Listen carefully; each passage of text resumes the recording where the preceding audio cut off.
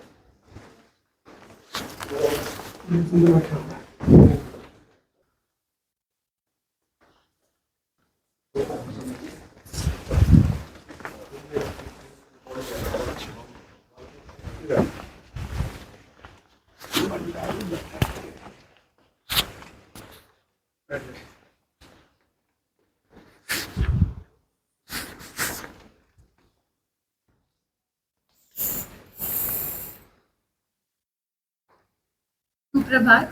आपसे आग्रह है अपना स्थान ग्रहण करें। अपने मोबाइल। हमारे लिए यह गौरव की बात है कि आज हमारे बीच अति विशिष्ट अतिथि हरियाणा के माननीय राज्यपाल महोदय श्री बंडारू दत्तात्रेय जी मुख्य अतिथि के रूप में पधारे हैं। कार्यालय पहुंचते ही मुख्य अतिथि महोदय ने परिसर में वृक्षारोपण किया, एफपीओ के मोबाइल वैन का शुभ आरंभ किया और एसएचजी, जेएलजी व एफपीओ उत्पादों के प्रदर्शनी स्टॉल का उद्घाटन किया। माननीय महोदय जी, इस कार्यक्रम की शोभा बढ़ाने के लिए हम आपके बहुत आभारी हैं।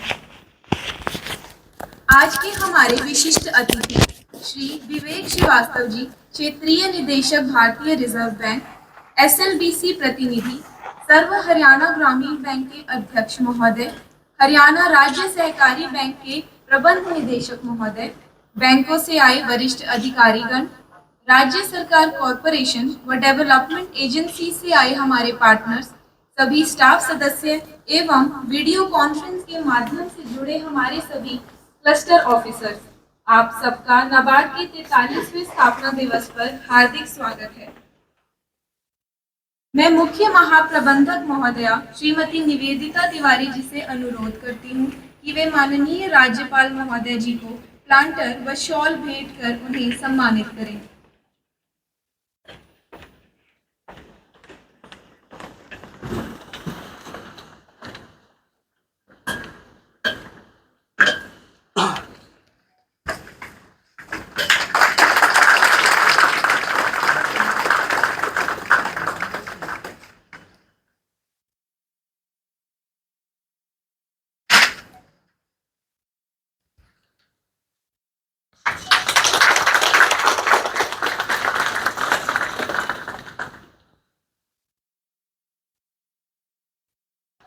धन्यवाद मैम।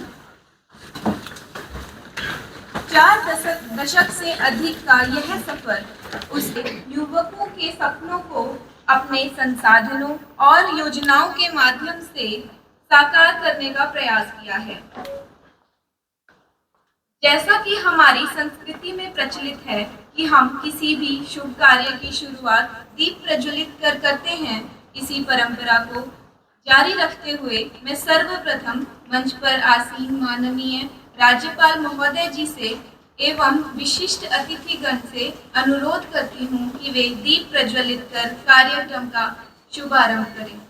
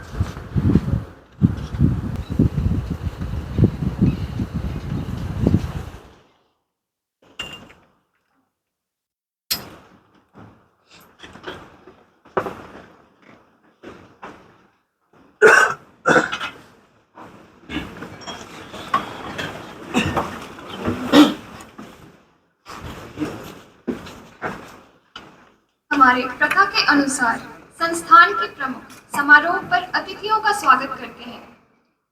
स्वीकार किया और नाबार्ड के 43वें स्थापना दिवस समारोह में मुख्य अतिथि के रूप में हमारे बीच पधारे हैं। महोदय, आपकी उपस्थिति हम सभी के लिए प्रेरणा का स्रोत है। मैं आपका नाबार्ड हरियाणा क्षेत्र कार्यालय में हार्दिक स्वागत करती हूँ, आपका अभिनंदन करती हूँ। आज के विशिष्ट अतिथि श्री विवेक श्रीवास्तव, क्षेत्रीय प्रबंधक आरबीआई का इस समारोह में हार्दिक स्वागत है। श्री जोगेंद्र सिंह, उप महाप्रबंधक एसएलबीसी, जीएम सर्व हरियाणा ग्रामीण बैंक,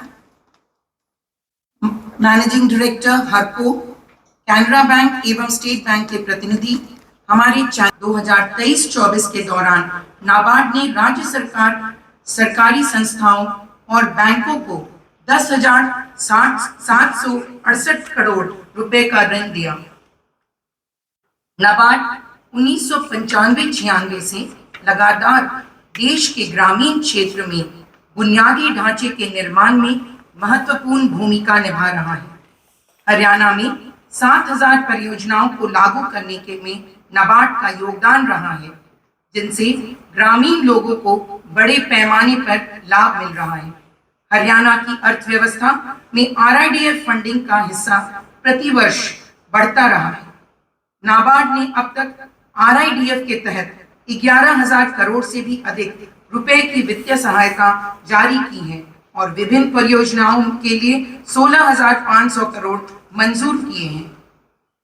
आरआईडीएफ के अंतर्गत राज्य में 1,30,000 सोलर पंप स्थापित किए गए हैं, जो 875 मेगावाट बिजली पैदा करेंगे, जिसके परिणाम स्वरूप सालाना लगभग 5.5 lakh tonne carbon dioxide emissions कम होगा। हमने warehouse infrastructure fund, micro irrigation fund, animal husbandry infrastructure development fund एवं नीडा के तहत भी राज्य को ऋण दिया है। कृषि और ग्रामीण क्षेत्र में मौजूद एरियाज ऑफ कंसर्न के समाधान के लिए विभिन्न एजेंसियों के साथ मिलकर नाबार्ड इनोवेटिव प्रोजेक्ट्स करता रहा है। राज्य सरकार और अन्य स्टेक होल्डर्स के साथ मिलकर हमने कृषि में फसल विविधीकरण, अनियमित वर्षा, भूजल का अत्यधिक दोहन, alkalinity and salinity of soil, भंडारण आदि समस्याओं के समाधान के लिए काम किया है। कुछ पायलट और मॉडल विकसित किए हैं, जिनको हम बड़े पैमाने पर लागू कर सकते हैं। जलवायु परिवर्तन वास्तविकता बन चुका है। पूरी दुनिया में लोगों का जीवन इससे प्रभावित हो रहा है। यह खेती, खाद्य सुरक्षा और ग्रामीण आजीविका के लिए बड़ी चुनौती है।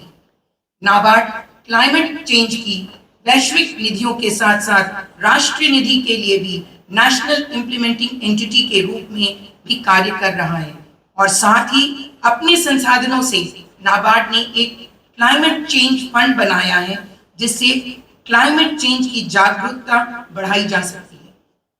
हरियाणा में नाबार्ड जलवायु परिवर्तन की चुनौतियां के निवारण की दिशा में विविध इनिशिएटिव्स जैसे crop residue management, climate resilient agriculture, smart agriculture और टेक्नोलॉजी आधारित परियोजनाओं जैसे सॉइल सैलिनिटी ट्रीटमेंट, आईओटी पर आधारित झींगा खेती, कृषि ड्रोन, वाटरशेड डेवलपमेंट का सफलतापूर्वक कार्यान्वयन किया है। कृषि क्षेत्र आर्थिक विकास और राष्ट्र निर्माण दोनों में बहुत महत्वपूर्ण भूमिका निभाता है, परंतु देश में 85% से अधिक किसान छोटे और सीमांत हैं। हमारे किसानों को बेहतर टेक्नोलॉजी, बेहतर इनपुट्स और अधिक मार्केट के रीच प्रदान करने की आवश्यकता है। इसके लिए